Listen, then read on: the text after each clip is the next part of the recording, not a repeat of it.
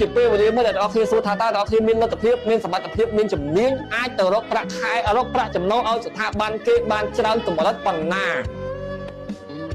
បើខ្លួនយើងមានសមត្ថភាពមានជំនាញមានឱកាសល្អហើយយើងរកប្រាក់ចំណូលគេបានច្រើនយើងក៏បានប្រាក់ខែច្រើនតាមសមត្ថភាពយើងដែរប្រាក់ខែcủaយើងអ្នក IT បាន150សួរតែ150ពិតអត់ខ្ញុំមិនទាន់ជឿជាក់ទេព្រោះខ្ញុំខ្លាចតែគាត់ភូខ្ញុំទេខ្ញុំតាណាធ្វើកាប់បាន150មកទេខ្ញុំថា100ក៏មានដែរអា50រៀលក៏មានដែរអា150ក៏មានដែរអា100ចិនក៏មានដែរអា250ក៏មានដែរអា1000ក៏មានដែរអា500ក៏មានដែរអា5000ក៏មានដែរអា4000ក៏មានដែរអា3000ក៏មានដែរសួរថាមិនក៏មានទេខ្ញុំមិនជឿឥឡូវមុនទៅសួរអញ្ចឹងមានគ្រូនិយាយថាឲ្យបកឲ្យខ្លួនឯងទៅបើប្រាក់ខែ150វាស័ក្តិសមសមត្ថភាពយើងអត់ព្រោះខ្ញុំជឿថាបើបងប្អូនឯងមានសមត្ថភាព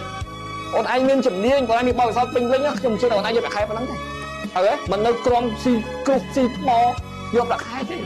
ប៉ុន្តែអ្នកខ្លះទៅគេចាប់ដើម start ការងារគេចង់បានបទពិសោធន៍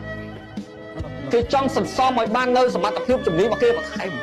ប្រាក់ខែបន្តិចក៏ដោយក៏គេខំប្រឹងដែរព្រោះគេចង់លុបបងខ្លួនគេចង់ពង្រឹងខ្លួនគេចង់ធ្វើឲ្យខ្លួនគេហ្នឹងថ្ងៃក្រោយគេគោលដៅរបស់គេមិនចង់បានប៉ុណ្ណឹងទេតែសប្តាហ៍ថ្ងៃគ្រាន់តែជាការចាប់ដើមនៃដំណើរការងាររបស់ការងារទេគេធ្វើរហូតប៉ុណ្ណឹងទេ150ក៏គេយកដែរ50រៀលក៏យកដែរ10រៀលក៏យកដែរឲ្យតែធ្វើម៉េចខ្លួនគេអាចបំពេញនៅបទពិសោធន៍របស់ខ្លួនគេបន្ថែមបំពេញនៅសមត្ថភាពខ្លួនឯងគេបន្ថែមបំពេញនៅចំណេះដឹងបំពេញនៅជំនាញរបស់គេឲ្យគ្រប់គ្រាន់ដើម្បីគេអាចមានលទ្ធភាពទៅរកប្រាក់ខែច្រើនបានអានឹងហើយគឺជា credit នៃការធ្វើការមិនចឹងអញ្ចឹងយើងកុំខ្វល់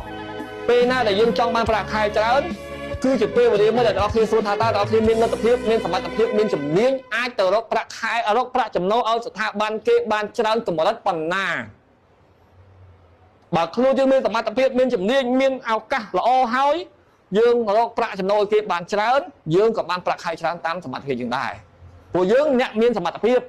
យើងអ្នកមានជំនាញយើងអ្នកមានចំណេះដឹងយើងអ្នកមានបទពិសោធន៍ដើម្បីទៅបម្រើស្ថាប័នឲ្យគេរកប្រាក់ចំណូលចូលស្ថាប័នគេហើយគេនឹងលៃលបបើកប្រាក់ខែមកឲ្យយើង